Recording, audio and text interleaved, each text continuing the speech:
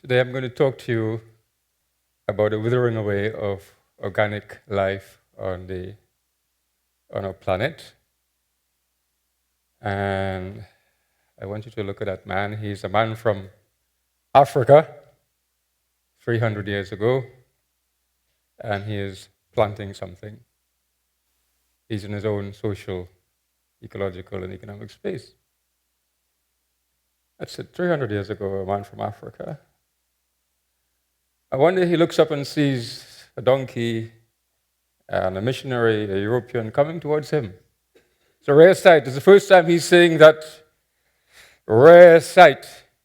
What does he do? How does he presume? Well, Chinua Achebe, the famous Nigerian novelist, said there was an African cultural characteristic which allowed that man to welcome the missionary. He called us Mbare. Mbare means when you see the foreigner, when you see the different man, you welcome his presence into your civilization because it adds to it. So many Africans welcomed the European because it added to their culture. But I would like to ask you a question. If it were you, with the hindsight of history, because he doesn't know that behind that man there is a slave ship, and a plantation economy, and a manacle, and a queen, and a parliament, and a sugar economy. But you know, what would you have done? Don't answer the question. It's rhetorical. That is Mrs. Yvonne Ashby. She lives in Chatham. You know her? Well, give her a round of applause. She's the great-great-granddaughter of an African slave. Her great-great-grandfather used to inhabit the first village which came out of slavery and inhabited the Chatham forest. And she lives in Chatham even now. She lives in this place called Trinidad. One of the interesting characteristics of Trinidad is that it is very rich in biotic mass, very rich in organic life. So you yourself are part of that organic complexity. And if you took 1 square inch of soil, and this is scientific, I'm not making this up, or bark from a tree, you will find it's very, very densely speciated. You're getting mass. You're getting a load of biotic mass in Trinidad and Tobago because of our proximity, of course, to the Amazon Delta and the Orinoco estuary and flat western shore there. So I want you to remember that. It's very rich in organic life, very, very rich in diverse mass organic life, human populations even. Well, that's Trinidad and Tobago seen from the west coast.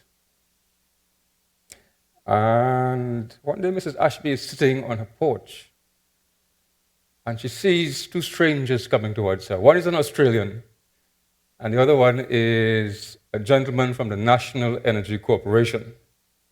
Mr. and Mrs. Ashby, greetings! Yes, what you want? We come to put down a smelter in Chatham, producing aluminum, one of the biggest aluminum smelters in the Western Hemisphere. And it's going to be put with an industrial port, an industrial estate. But there is a small matter. You have to give up 4 miles of your coastline. And you have to give up a significant amount of the Chatham forest. And you have to give up your milk factory. In fact, they shut down the milk factory. And the howler monkeys and the monkeys. And you have to put it on top of an aquifer. And your community has to move. And you have to move. You have to move, Mrs. Ashby. So what does Mrs. Ashby do? It's part of a larger plan. That's Mr. Smelter that they wanted to put down there. And just a little higher up. Well, that's point 14. There already is a 100% LNG plant there. So they couldn't put anything there. And the refinery is there in point 14. Just there, that's Labray. They went to Mr. Gore and they went to Mr. Carter. We want to put up the Labray Industrial Estate with another smelter. And in fact, move in early one morning and destroy 1,000 acres of trees, forest, and they cover 3 water-producing dams. That's what they do. Industrial port, smelter. 3 miles of coastline. Then they go a little bit to the north again, and this happened 10 years ago. It's happening incrementally 10 years ago. Just at the mouth of the Godino River, on the Otaheite bank, just next to the Urupuch Lagoon, a huge reclamation project, 2,000 acres, where they want to put smelter and steel mill. So they go to Mr. Sipasad, president of the Otaheite Fishing Association. We want to put it there. Give us a place now. We want to put it there. And then, just north of that, well, just north of that is really the industrial city of San Fernando. They can't do anything there. Just north of that, in the bay in Claxton Bay, they go to Mr. Budram and Mr. The Fishermen's Association president, and they say, we're going to take the bay and convert it into a huge reclamation project. Right there, on the fisheries, on the seagrass beds, on the mangrove system. Just behind that, an industrial port there, and behind that, in Pran's Garden, at SR Steel Mill, 100% owned by Indians, right there next to the community. And just north of that, Westlake, 100% owned by the Americans, and just north of that, Carisal Chemical Company, Canadian, American owned, and just north of that, that's Point Lisa's kind of like there, so you can't put anything there. And just to the mouth of the Caroni, between Caroni and Sealots, a huge reclamation project again, and just north of that, from Sealots to Chagramas, a huge expanse or a band of high-rise buildings, commercial buildings, mega complexes, cinemas, theaters, shopping complexes, and so on, right up to Chagramas there. Are you seeing the picture? That was the master plan. So on any one 9 o'clock night, Mr. Manning and his technocrat on his right would go out on a yacht into the coast there, and when he looks, he saws a beautiful array, a beautiful jewel, glitter, and he would be well pleased. Because that's what he wanted. That is his dream. That's his vision.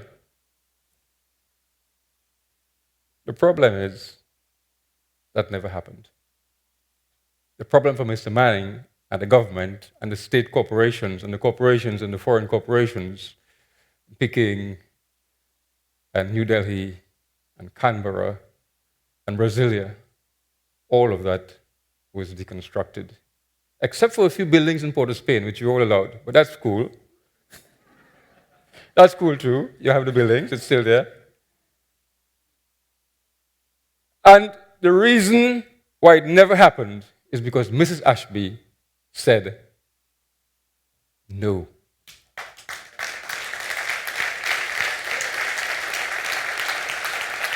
She said, "Get thee hence, Satan." That's how she said it, sorry. "I do not want your filthy lucre." And she stood up with the communities, and Attila was there, she knows about this, a lot of young activists. And they put down so much thunder on Alcoa, they had to go. And this led to a domino effect, a chain effect. And all the communities on the West Coast stood up, all their local leaders with their communities, small people, and drove away the state officials, the facilitators of a global investment state based elsewhere, not here. Do you understand what happened? Do you understand the miracle of that? It doesn't exist. The wall was deconstructed, domino effect, everything gone. Attila, what do you think about that? And I think Mrs. Ashby was pivotal because she had a kind of sense, you know. She understood what I call the social equations confronting her at her point in history. She understood that that's a mangrove system. Look at your mangrove system right there, brother. If the Chinese want to take that mangrove system, they can't take it and put it in a wheelbarrow. They can't take it and put it in their back pocket. They do something very peculiar. It's called monetization. They convert it into a liquid asset. They monetize the resource. When you can monetize the resource, then you can divide it up and then separate it into different compartments and ship it away. You understand that point? She understood that social equation confronting society. And moreover, she understood that if they took away her honey from the beekeeping industry in the forest, and they shut down the milk farm, and they put the smelt over the aquifer, and they closed down all her commons, what is she left with? She's an animal in a pen. And the very minute they take away these resources, the following day the market will come to Mrs. Ashby and package milk, honey, and water and sell it back to her. You understand that? The very same things that they took from her yesterday, they come back right there. The capital market, which is very viral, and sell it back to Mrs. Ashby, well, at a higher price, of course. They animalize and coralize her. And it is because she understood that social equation confronting her and her people. Because of this sort of subliminal kind of connection to the past, I think, that she drove them all away, and all of them were driven away.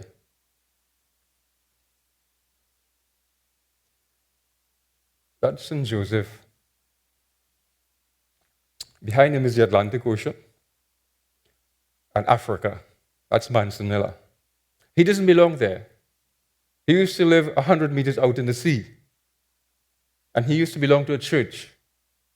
And the church was washed away, and St. Joseph was washed away. And some fishermen picked him up from the bottom of the ocean and put him there. But St. Joseph has a problem. You see the problem? Next month, he has to move again. And the house has to move again because there has been a powerful acceleration of coastal erosion where he lives over the last 20 years. Powerful. Megatons of megatons of megatons of energy are building up in the coastal waters behind St. Joseph and displacing itself in the air, discharging itself in the form of global warming, climate change, whatever you want to call it, tsunamis, flooding, tornadoes, typhoons, and so on. You know the story. I don't want to bore you with that. So what do we have? Think about East Coast, West Coast. On the West Coast, that intrusive, viral, capital, liquidifying, monetizing capital is not going to go away. They're going to come at you again. That's the nature of the modern international investment state. They're going to come at you again. There's so much competition with the BRIC countries and the more developed countries and the less developed countries. They're going to come at you again. And they will not stop until all the organic life in Trinidad and Tobago, your island, is converted into some kind of polyurethane or some kind of polyurethane fiber or some kind of plasticine or what do you call that thing that fell down? Domino brick. They're not going to stop until they can say the last man in Chatham. Is that the Nike shoes you're wearing? Nike shoes, no, thank God. They're not going to stop, it's going to come. And global warming on the other side, it's not going to stop. It's going to come on and on.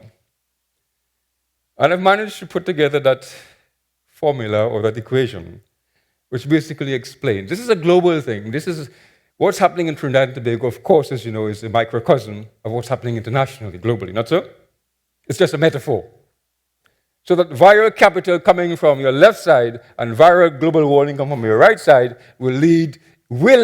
This is not a postulation, this is not a prophecy, this is not a hypothesis or theory. It will lead to the fragmentation of organic life as we know it on the planet.